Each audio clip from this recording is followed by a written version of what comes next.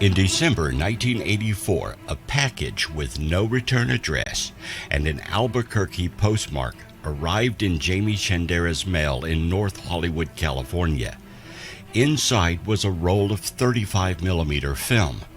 When developed, it turned out it contained 8 pages of an alleged briefing paper dated November the 18th of 1952, in which Vice Admiral Roscoe Hillenkotter told President-elect Dwight Eisenhower of the recovery of the remains of 2 crashed spaceships.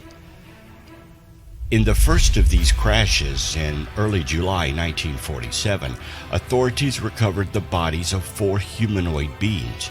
According to the document, which appended a copy of what was supposed to be the actual executive order, President Harry Truman authorized the creation of a super-secret group called MJ-12, or MJ-12 for short, to study the remains.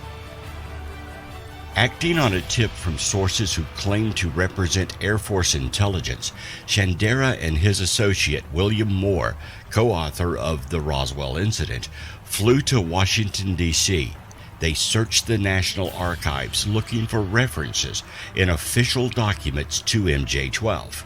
They found a July 1954 memo from General Robert Cutler, an Eisenhower assistant, referring to an MJ-12, or Special Studies Project, to be held at the White House on the 16th of that month. When this document was released in May of 1987, it sparked massive controversy. The document is believed by some to be a hoax, but the identity and motive of the perpetrator remains unknown. In the spring of 1987, an unknown individual, allegedly associated with an intelligence agency, gave British writer Timothy Good a copy of the MJ-12 document. Upon learning Good was going to disclose its existence to the press, Moore and Shandera released their copy, along with the Cutler memo. The result was a massive uproar, including coverage in the New York Times and Nightline, an FBI investigation, and furious controversy that continues to this day.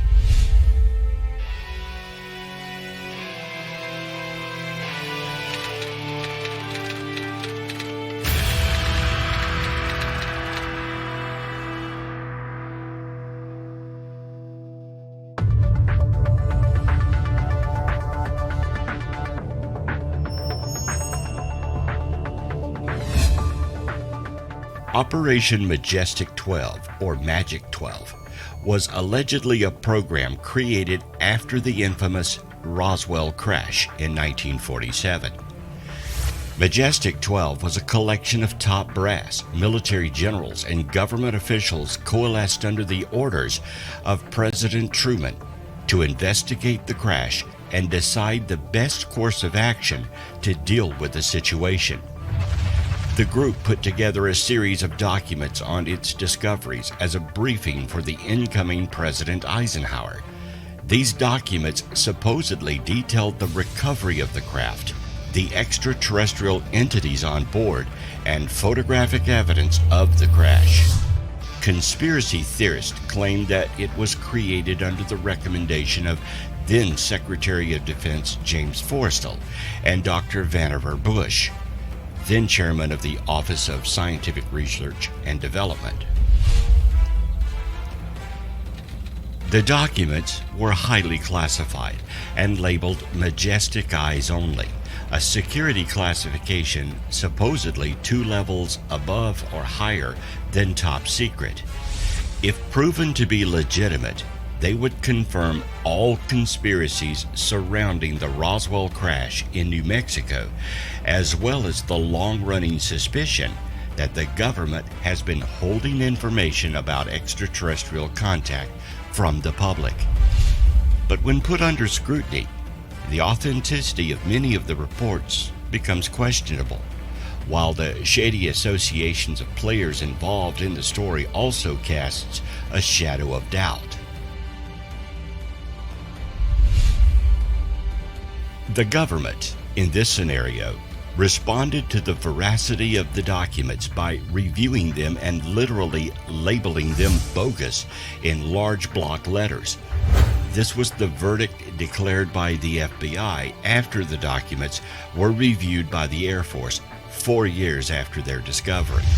The MJ-12 documents came in the form of undeveloped film, randomly mailed to a filmmaker, Jamie Shandera, in 1984. The documents displayed in the images after Shandera developed the film have been researched by Stanton Friedman, one of the more prominent names in ufology, and he maintains their integrity till the day he died. Curiously, whoever sent the pictures of the documents to Shandera waited until the last supposed member of MJ-12 passed away, eliminating the chance to question members as to their involvement. But some of the members of the group had directly been involved with groups like NICAP and Project Blue Book, government operations charged with investigating the UFO phenomenon. A memo from alleged MJ-12 member General Nathan F. Twining has become one of the more credited documents in ufology. This genuine letter, sent to a fellow general, contains a request for research into the UFO phenomenon following the Roswell incident. But even though the government has labeled the MJ-12 documents bogus, a report by Nick Redford, another ufologist who has tirelessly investigated the MJ-12 files, states that there were several FBI investigations of the files in the late 80s. Some of these investigations led agents to believe that there could be a highly classified MJ-12 program that was being kept from them. One agent even stated that there are so many secret levels within the government that even the government isn't aware of it. The MJ-12 consists of an array of Air Force generals, naval rear admirals, and government bureaucrats. Some have speculated that the name Majestic 12, the alternative name for the MJ-12, is actually an acronym for Military Assessment of the Joint Intelligence Committee.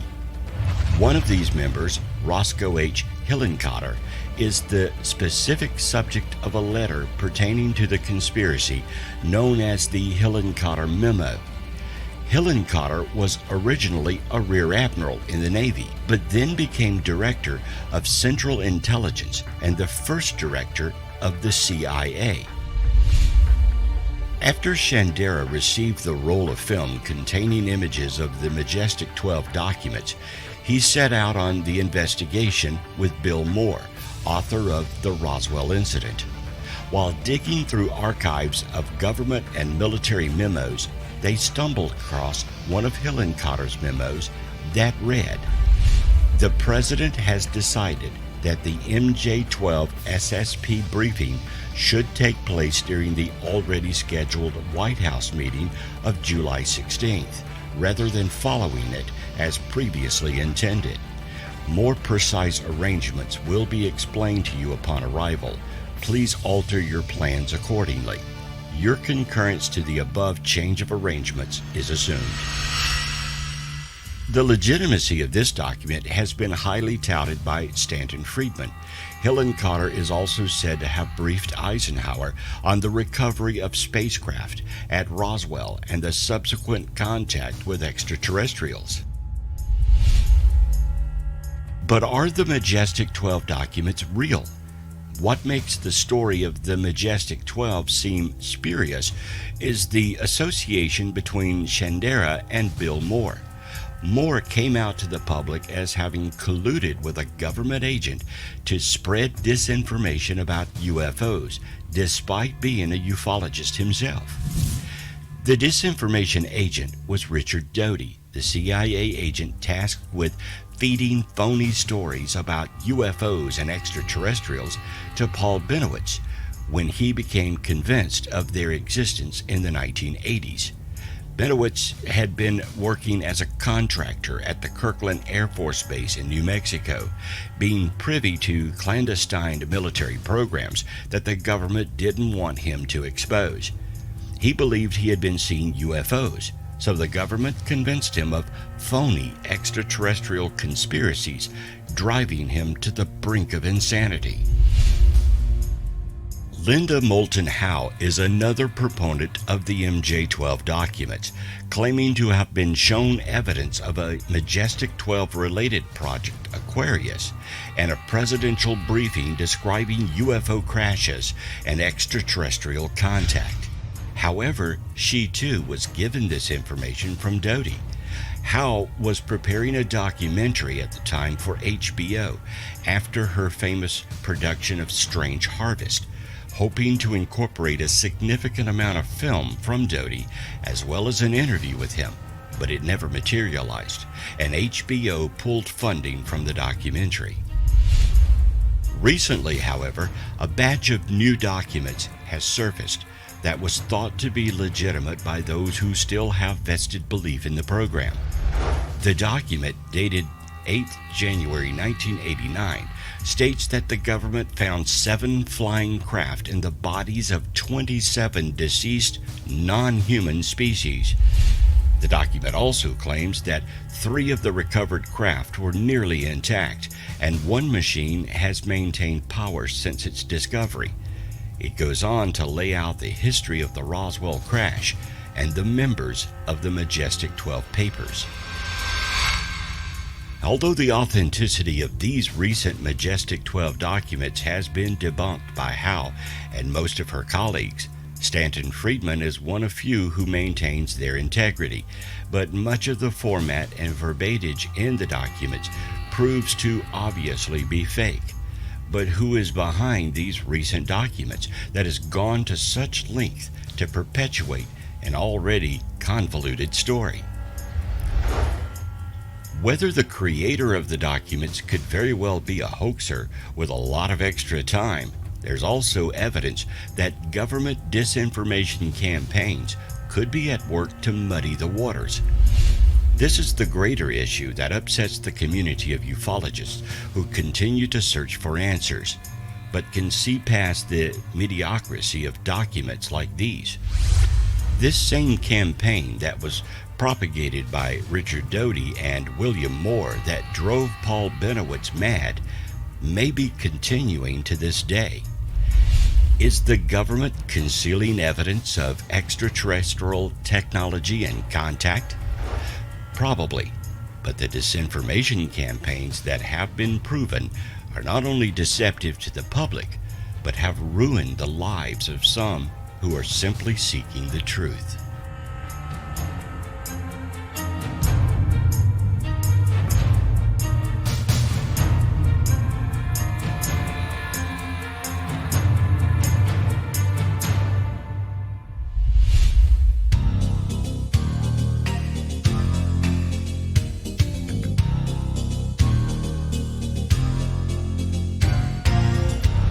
Everyone knows the story of the alien craft that supposedly crashed in Roswell, New Mexico in 1947. But who was appointed to deal with it? According to ufology diehards, it was a group known as the Majestic 12, and there are top-secret documents to prove it. The FBI says the whole story is bogus. The relevant files can be easily accessed on the FBI's website, and nothing in there has been redacted. But no matter how many times the Majestic 12 case gets debunked, true believers stay interested. Mark Finster, author of Conspiracy Theories, Secrecy and Power in American Culture, has done extensive research into modern-day conspiracy theories, including those surrounding 9/11. He points out that the enduring appeal of the Majestic 12 has to do with the government's response. If you wanted to bluff as the FBI, you would redact nothing, he says. To believers, the story of Majestic 12, also known as MJ-12 or Magic, goes back to 1947. But as far as supposed hard evidence is concerned, it begins in 1984. Documentary producer Jamie Shandera is said to have been reading a magazine at home when a mysterious envelope was dropped through his mail slot. This is the envelope with film of the documents. The pictures were not of people or places or aliens, but of 8 pages of classified documents. While they weren't exactly the candid shots of an alien autopsy that Shandera and Moore had likely hoped for, the top secret pages told an explosive story that, if true, not only confirmed the Roswell incident, but also detailed the people behind its research and cover-up. The most prominent file, dated in 1952, described a number of UFO encounters, including the Roswell crash from 47 on to the 1950s. While these descriptions all seem vague enough to be easily dismissed, the real gold in the document was the revelation that President Truman had appointed a committee of scientists, government officials, and military men, the MJ-12, to figure out just how to deal with the Roswell crash and any other alien incursions that might occur in the future. These were the original Men in Black. According to the documents, members of the original MJ-12 included Dr. Vannevar Bush, an inventor, engineer, and head of the U.S. Office of Scientific Research and Development during World War II, retired Admiral Sidney Sowers, the first director of the CIA, and Dr. Donald Menzel, theoretical astrophysicist and avid UFO debunker. Shandera and Moore would spend years trying to verify and validate the documents that had fallen into their lap, while word of the MJ-12 spread among ufologists and believers. The existence of a secret government cabal working to hide and control our first contact with extraterrestrials was just too juicy to stay buried. The document's claims began to take hold, both in the ufology community and in the larger culture it touched, worming its way into the standard alien conspiracy narrative. But the seemingly incriminating documents didn't hold water for long. Prominent members of the ufology community began to point out flaws and inconsistencies in the alleged top-secret papers. Among the many issues that have been raised regarding the MJ-12 documents are some incorrect ranks assigned to the members of the group, odd formatting that didn't match with standard government briefs of that vintage, and some anachronistic verbiage, specifically the use of the term media as opposed to the term press. The most damning issue with the MJ-12 documents was their origin. None other than Carl Sagan himself denounced the documents in his book, The Demon-Haunted World: Science as a Candle in the Dark. Where the MJ-12 documents are most vulnerable and suspect is exactly on this question of provenance. The evidence miraculously dropped on a doorstep like something out of a fairy story, perhaps The Shoemaker and the Elves, he wrote. Moore soon became the presumed perpetuator of the hoax. As the central figure behind the dissemination of the documents, it was assumed that he had simply had them forged. By the late 1980s, the FBI and the Air Force had gotten wind of the MJ-12 documents and launched investigations into their veracity, mainly trying to determine whether someone was disseminating classified documents. The Air Force Office of Special Investigations looked into the matter before handing it over to the FBI around 1988. Their investigators were able to determine that the pages were bunk. In its final assessment on the MJ-12 documents, an FBI official wrote, the document is completely bogus. To drive the point home, the word bogus was then scrawled across the filed documents in giant capital letters. It's almost as if the FBI is sick of talking about MJ-12, or more likely was not quite sure how to respond. If you don't respond, then it seems as though you're confirming the conspiracy theorists, and you're leaving these theories out there, said the FBI. But if you do respond, you can't truly debunk the conspiracy theory, and you're giving it more oxygen. There's almost no way to successfully respond to it. Still, the Majestic 12 live on. There are those in the ufology community, such as prominent voice Stanton Friedman, who still believes that the documents are real and continued to argue the point of them till his death.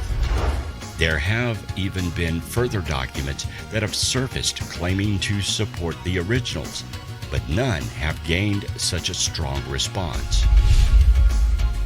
In a more broad sense, the Majestic 12 seem to be thoroughly ingrained into the larger UFO narrative at this point, appearing in some form or another in shows like The X-Files and movies like Men in Black. Even if the truth isn't in the Majestic 12 documents, some people still seem to want to believe it.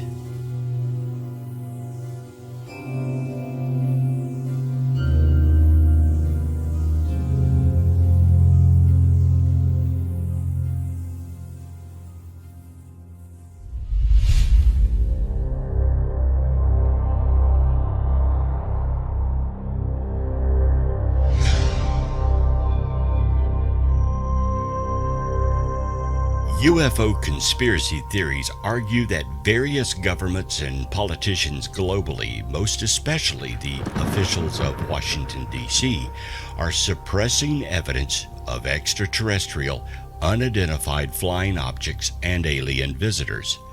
Such conspiracy theories commonly argue that Earth governments, especially the government of the United States, are in communication or cooperation with extraterrestrials, despite public claims to the contrary, and further that some of these theories claim that the governments are explicitly allowing alien abduction. Individuals who have publicly stated that UFO evidence is being suppressed include Senator Barry Goldwater, British Admiral Lord Hill Norton, formerly of NATO and head of the Chief of the British Defense Staff, Brigadier General Arthur Exon, the former commanding officer of Wright-Patterson Air Force Base, Vice Admiral Roscoe H. Hillenkotter, the first CIA director, astronauts Gordon Cooper and Edgar Mitchell, and former Canadian Defense Minister Paul Hillier. As recent as 2013, Senator Mike Gravel claimed that the government was suppressing evidence of extraterrestrials. Philip James Corso served in the United States Army from February 23rd of 1942 to March 1st of 1963 and earned the rank of Lieutenant Colonel. Corso was on the staff of President Eisenhower's National Security Council for 4 years, from 1953 to 1957. In 1961, he became chief of the Pentagon's Foreign Technology Desk in Army Research and Development, working under Lieutenant General Arthur Trudeau. He was highly decorated and trusted. Corso published The Day After Roswell in 1997 about his alleged involvement in the research of extraterrestrial technology recovered from the 1947 Roswell UFO incident. On July 23rd of 1997, he was a guest on the popular late-night radio show Coast to Coast AM with Art Bell, where he spoke live about his Roswell story. Corso died of a heart attack less than a year later. In his book, The Day After Roswell, Corso claims he stewarded extraterrestrial artifacts recovered from a crash near Roswell, New Mexico in 1947. Now, Corso says a covert government group was assembled under the leadership of Admiral Roscoe H. Hillenkotter, the first director of the Central Intelligence Agency. Among its tasks was to collect all information on off-planet technology. The U.S. administration simultaneously discounted the existence of flying saucers in the eyes of the public.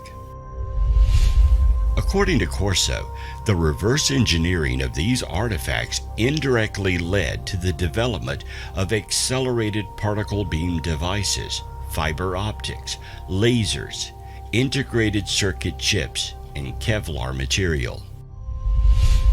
In the book, Corso claims that the Strategic Defense Initiative, SDI, or Star Wars, was meant to achieve the destructive capability of electronic guidance systems in incoming enemy warheads, as well as the disabling of enemy spacecraft, including those of extraterrestrial origin.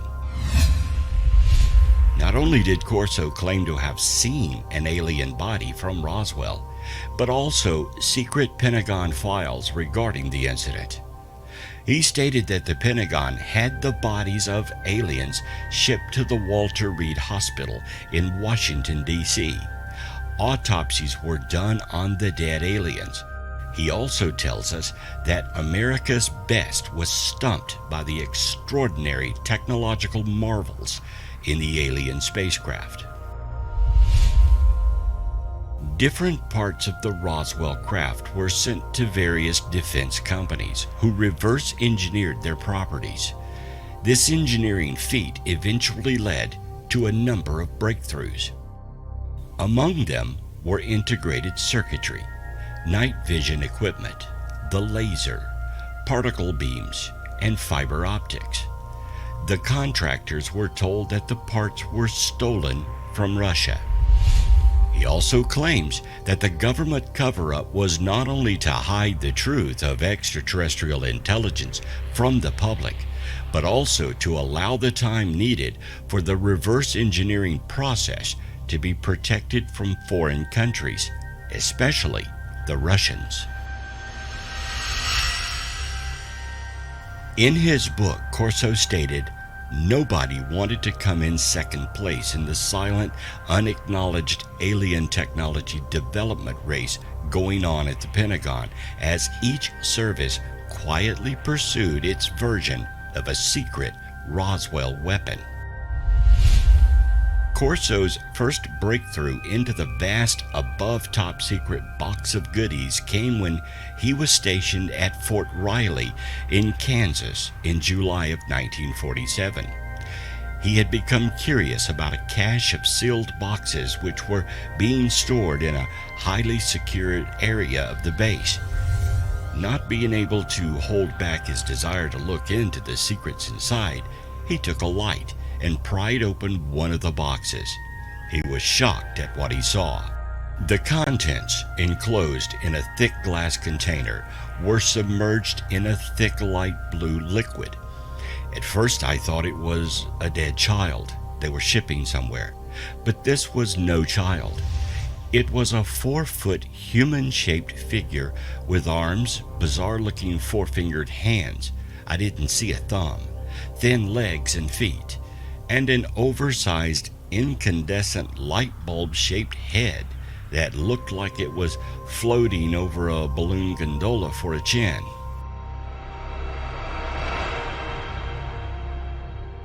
Although some investigators reject Corso's claims, there can be no doubt about his credentials. After joining the Army in 1947, he served in Army intelligence in Europe. During the Korean War, he continued his intelligence duties under General Douglas MacArthur. He rounded out an impressive resume with 4 years on President Dwight Eisenhower's national security staff.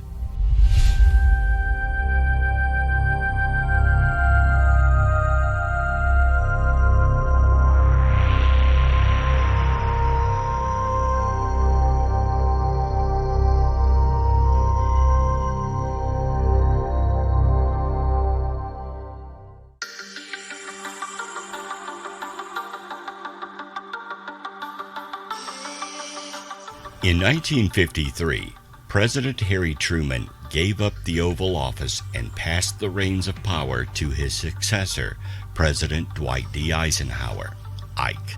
It appears that Truman also gave Ike a pretty hefty file concerning a top-secret project called MJ-12 that Truman established by classified executive order. MJ-12 consisted of a group of scientists, military personnel, and other government officials who all worked together to understand and communicate with UFOs and extraterrestrial ETs. President Eisenhower was extremely interested in UFOs and ETs. There is evidence that he met with ETs secretly at least 3 times. Once at Edwards Air Force Base in California and twice at Holloman Air Force Base in New Mexico. Since the Eisenhower meetings, other instances of UFOs landing at or near Holloman Air Force Base have been reported. President Eisenhower, who had been a 5-star Army general, always had a strong belief in life on other planets. In February of 1954, he was spending several days in Palm Springs on vacation. He disappeared for several hours one Sunday afternoon and even missed a scheduled public dinner. He was not seen again until late the following morning. The press questioned Ike's whereabouts, so the White House press secretary told them that Ike had chipped a tooth and gone to see a dentist. Even at that time, rumors were that he was visiting ETs at nearby Edwards Air Force Base. The dentist story falls apart upon close inspection. Washington Post staff writer Peter Carlson denies the story of the chipped tooth and calls it a cover-up. The Eisenhower Presidential Library has detailed reports of all Eisenhower's medical and dental records. There is no reference to a broken or chipped tooth or dentist visit related to the Palm Springs visit. The library also has copies of acknowledgments that were sent to everyone Eisenhower had contact with while in Palm Springs. There were no records of people who met the airplane, people who sent flowers, the minister who gave the sermon at the Sunday service he attended, and others who played minor roles. But there is no proof of a note sent to a dentist. Years later, the dentist's widow said she had no recollection of ever being told by her husband that he had done dental work on the President of the United States.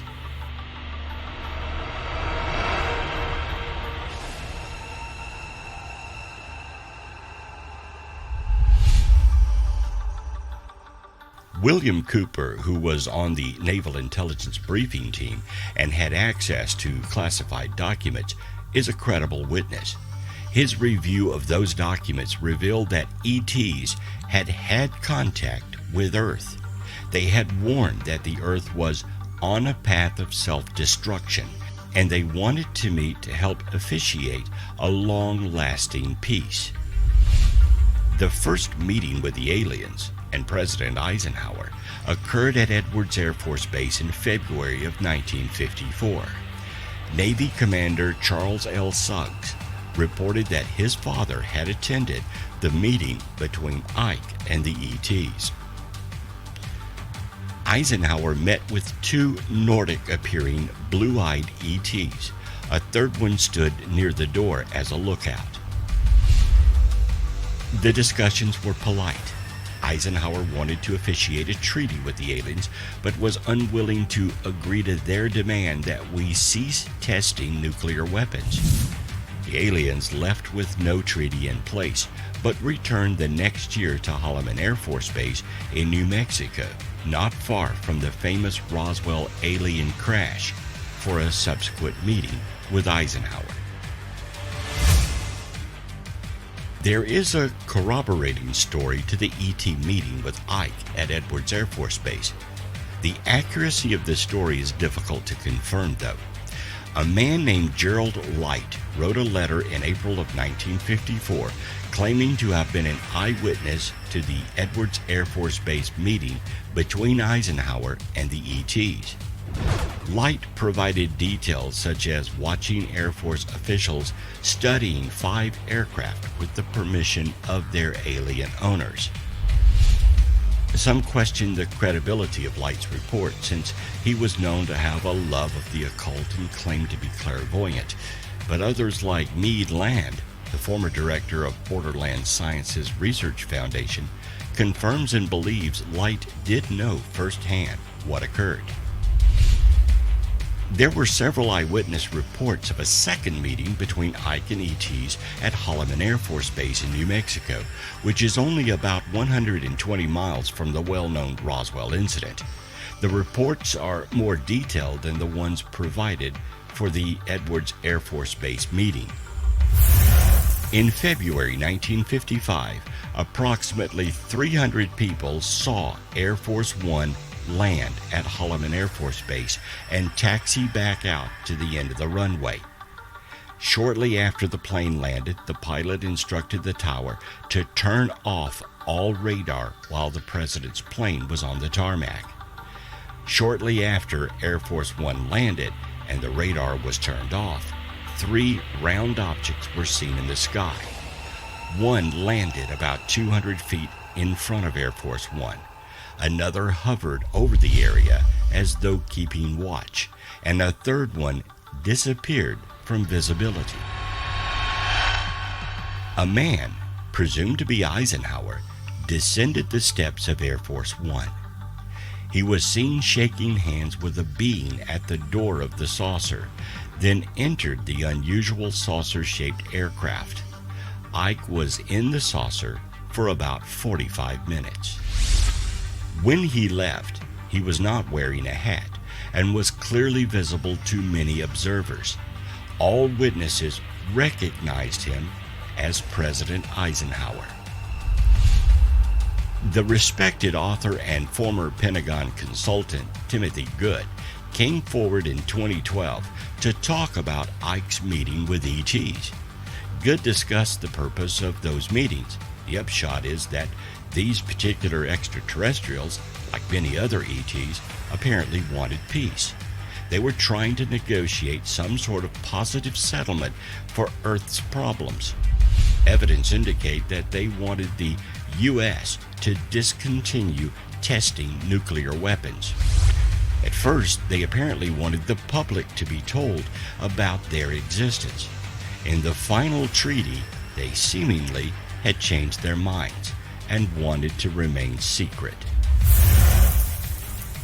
Ultimately, Eisenhower signed a treaty with an alien race called the Alien Greys.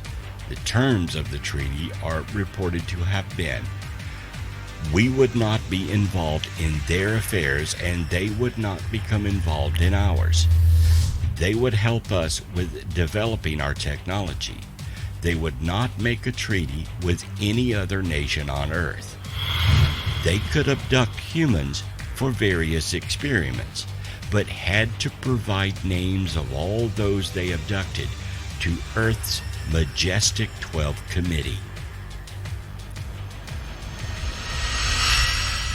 In 1964, 3 UFOs flew into the airspace at Holloman Air Force Base. They were tracked on radar and actually captured on film. One seemed to wobble and eventually landed at the Air Force Base. 3 humanoids with blue-gray complexions dressed in tight-fitting flight suits were met by the Air Force Base commander and 4 other officers. The aliens stayed for several days and their aircraft was purportedly repaired. What was discussed in the meetings is still a mystery. It is also a mystery as to why so many people could have been involved in the meetings, and to date, so few people have broken their silence. Through the years, there have been more reports of UFO landings at Holloman Air Force Base. Documentaries have mentioned Holloman Air Force Base as the site of alien landings. A documentary narrated by the legendary Rod Serling, UFOs Past, Present, and Future, was produced in 1974. It has a segment on UFO landings at Holloman Air Force Base and the 1955 meeting with Eisenhower. The documentary was nominated for a Golden Globe Award as the best documentary of the year. A later documentary released in 1976, UFOs It Has Begun, also referenced Holloman Air Force Base and the landings that have occurred there. There may have been a time when alien cover-ups were beneficial for the safety of our country and the planet. But is it still necessary in modern times? There is a strong consensus among officials that alien evidence and cover-up are widespread. Will the government ever share with the public all the documents concerning ETs visiting the Earth and making treaties with our government? Why does the government still believe alien visits need to be covered up?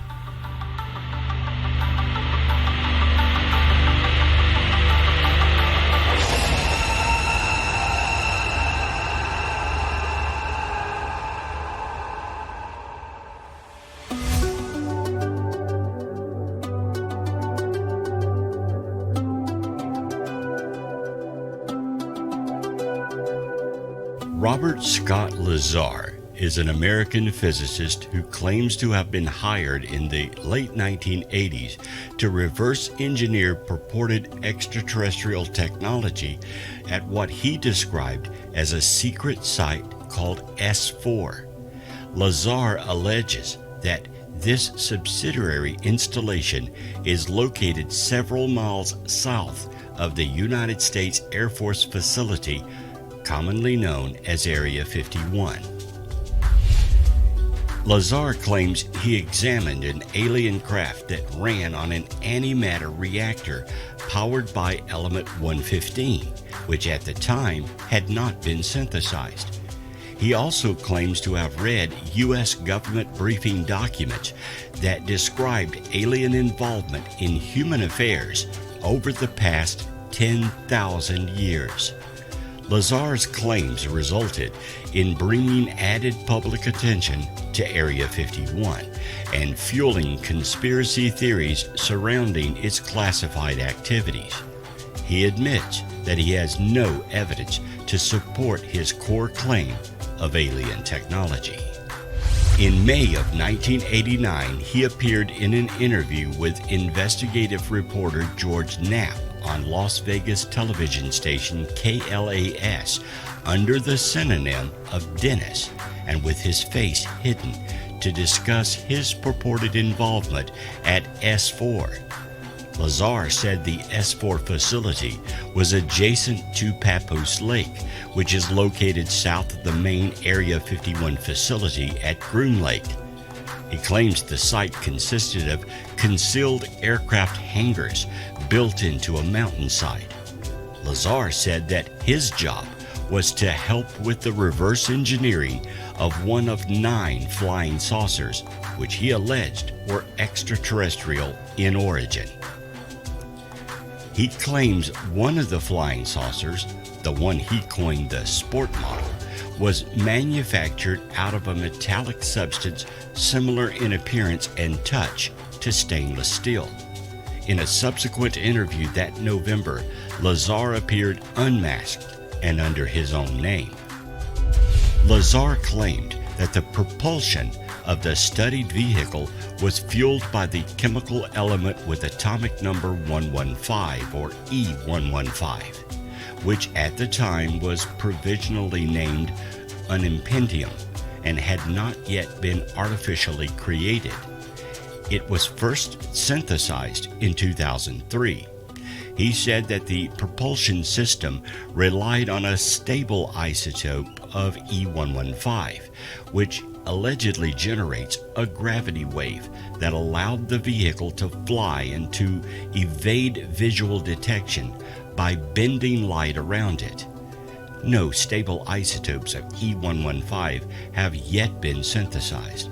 all have proven extremely radioactive, decaying in a few hundredths of a second. In addition, Lazar claimed that during his joining the program, he read briefing documents describing the historical involvement of Earth for the past 10,000 years with extraterrestrial beings described as gray aliens from a planet orbiting the twin binary star system Zeta Reticuli. The Zeta Reticuli system was previously claimed by Barney and Betty Hill as the origins of aliens they allegedly encountered. As of now, no extrasolar planets have been found in the Zeta Reticuli system. Lazar claims to have earned a master's degree in physics from the Massachusetts Institute of Technology and a master's degree in electronic technology from the California Institute of Technology. There are no records of Lazar attending either MIT or Caltech. A 1982 article in the Alamogordo Daily News featured Lazar's jet-powered car, describing him as a physicist at the Los Alamos Meson Physics Facility. However, the Los Alamos National Laboratory has disavowed him. Lazar alleges that his records have been erased. However, skeptics have found this to be implausible. Lazar's story has drawn significant media attention, controversy, supporters, and detractors. Lazar admits he has no evidence to support his core claim of alien technology.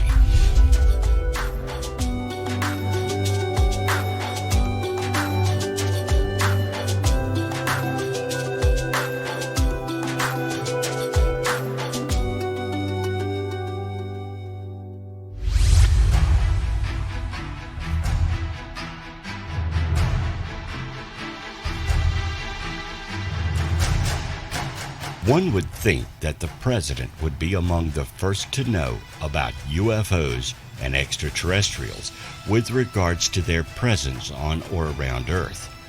A declassified document in 2016 reveals how the CIA informed then U.S. President Ronald Reagan about the existence of UFOs and aliens visiting Earth. The presidential briefing held at Camp David, Maryland, back in March of 1981 consisted of a few presidential advisors: William Casey, Secretary Weinberger, and an enigmatic person known only as the Caretaker. The meeting was opened by William Casey with a brief introduction to the president regarding the matter. The real briefing was then handed over to the Caretaker, who briefed the president on extraterrestrial matters. In the transcript of the briefing, many things were revealed to Reagan, including information about a hostile race that Reagan was very concerned with. The Caretaker reveals in the meeting that there was proof that aliens have visited Earth for thousands of years. Modern American records of such encounters, however, date back to 1947. During 1947, 2 UFOs had crashed in New Mexico during a storm, and a live alien was recovered along with the debris of one of the spacecraft. The other UFO was not discovered until around 2 years later, when local civilians found the wreckage and several dead aliens before being retrieved by government agencies. The live alien creature was designated EBE-1, or Extraterrestrial Biological Entity 1.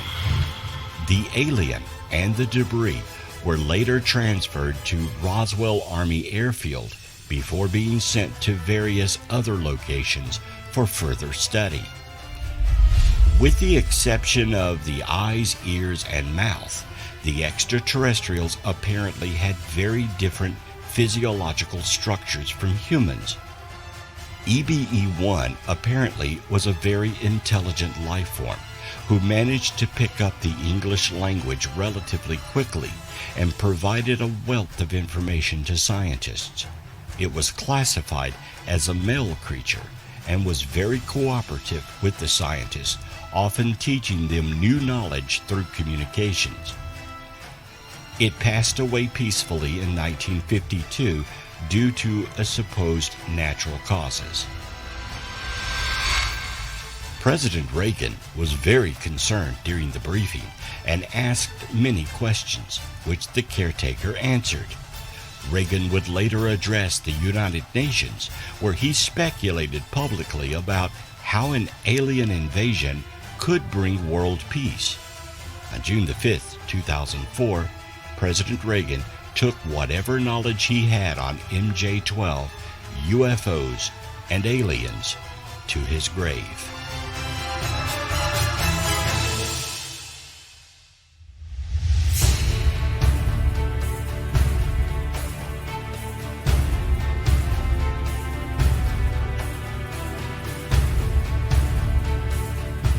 Certainly, the most contentious issue in the now 66-year history of ufology, the MJ-12 saga, begins with the 1947 alleged crash and recovery of an alien spacecraft outside Roswell, New Mexico.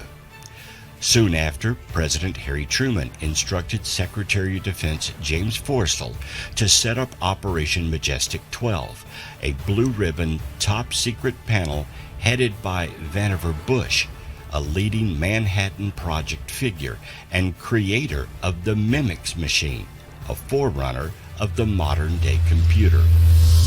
Researchers contend that the MJ-12 committee eventually brokered a sit-down between space aliens and President Dwight D. Eisenhower, during which an agreement was reached to enable alien studies of human biology via abductions and animal mutilations in exchange for use of extraterrestrial black technology that would lead to developments like the B-2 stealth bomber.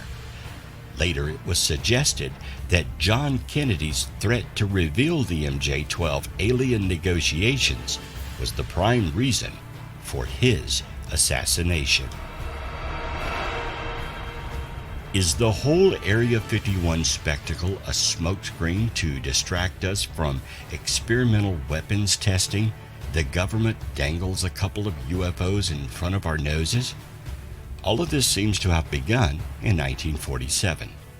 In that year, a grainy 6-page memo supposedly written by Albert Einstein and Robert Oppenheimer lays out general principles for peacefully interacting with aliens, a clear sign to readers of UFO conspiracy forums and websites that the scientific and government elite had made contact. The next year, the Estimate of the Situation, a military intelligence document from 1948 that concluded that a rash of UFO sightings could only be extraterrestrial in nature. In the 1950s, who would be thanked for the post-World War II boom in communications technology like transistors, lasers, fiber optics, microchips, superconductors, and miracle materials like carbon fiber? According to Philip Corso's book, The Day After Roswell, these were all reverse engineered from alien spacecraft. An anonymous source claiming to be a retired Defense Intelligence Agency official outlined a post-Roswell exchange program that, in 1965, sent 12 Americans from the Nevada test site to the aliens' homeworld known as Serpo. The 8 who returned in 1978 were kept at military installations for 6 years. 1979 brought more information. While the most well-known theories about the American government and UFOs focus on findings from crash landings like the famous Roswell, New Mexico incident, secreted away at sites like Area 51, Researcher Paul Benowitz believes he intercepted communications proving Uncle Sam already collaborates with aliens at the underground Dulles base near the Colorado-New Mexico border. A man named Thomas Edward Costello said in an interview circulating on UFO websites that based on his experience as a security guard at Dulles, a race of reptilian workers performed manual labor under gray alien supervision.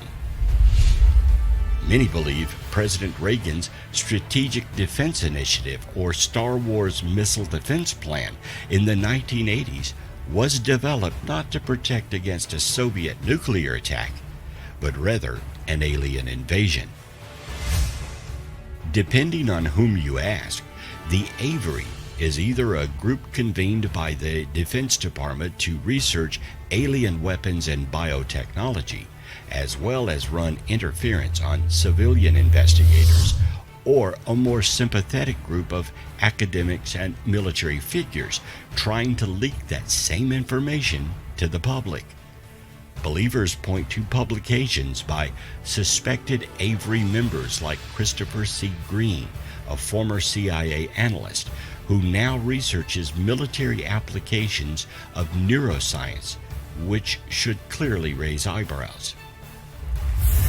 In 1989, Bob Lazar told a Las Vegas TV station that while working at Area 51's S4, he'd come across flying saucers in hangars and an element so heavy it could not be synthesized on Earth. And in 2001, Gary McKinnon, the hacker at the center of an extradition dispute between the UK and the United States, claims that once he broke through flimsy security on military and CASA's computers, he found the Disclosure Project, which collected testimony from air traffic controllers, nuclear missile technicians, and others confirming the existence of UFOs.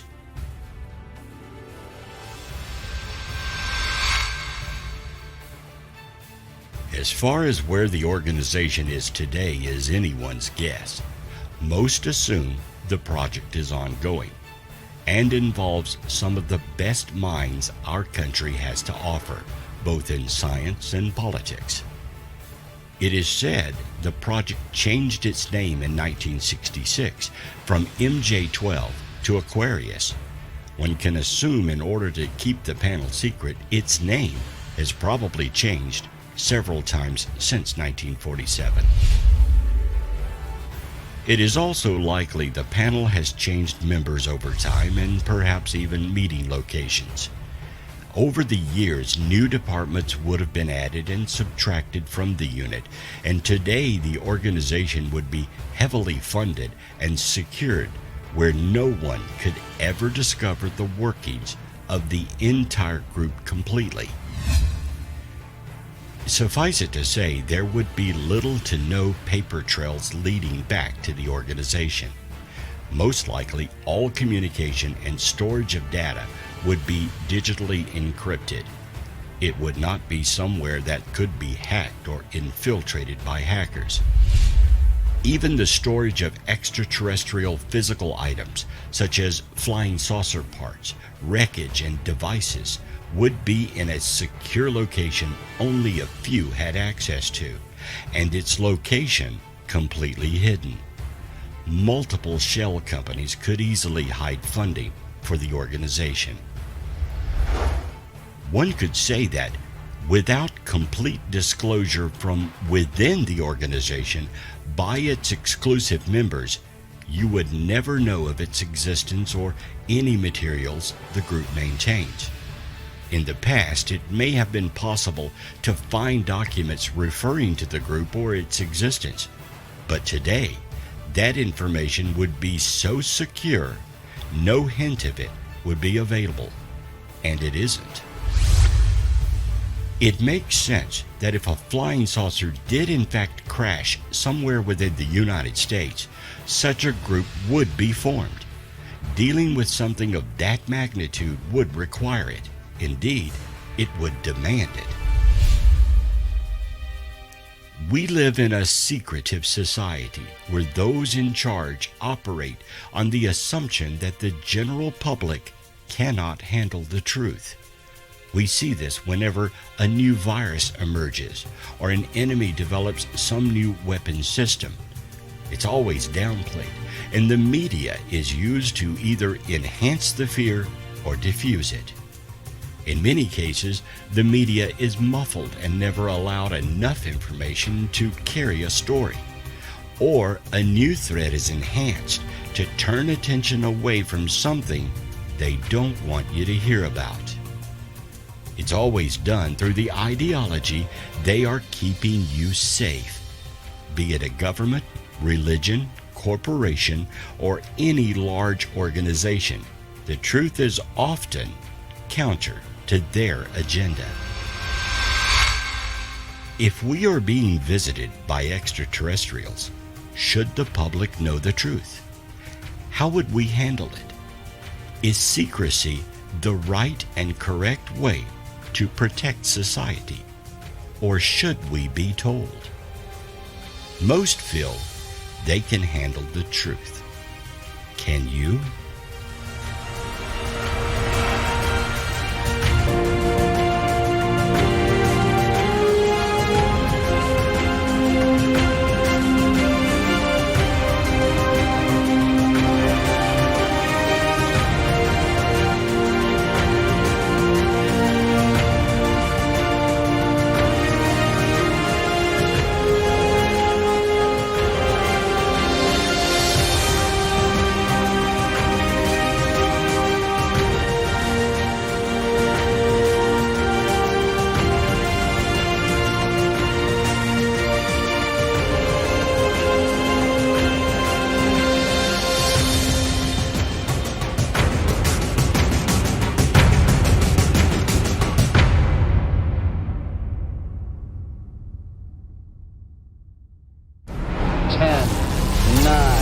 Ignition sequence start. 6, 5, 4, 3,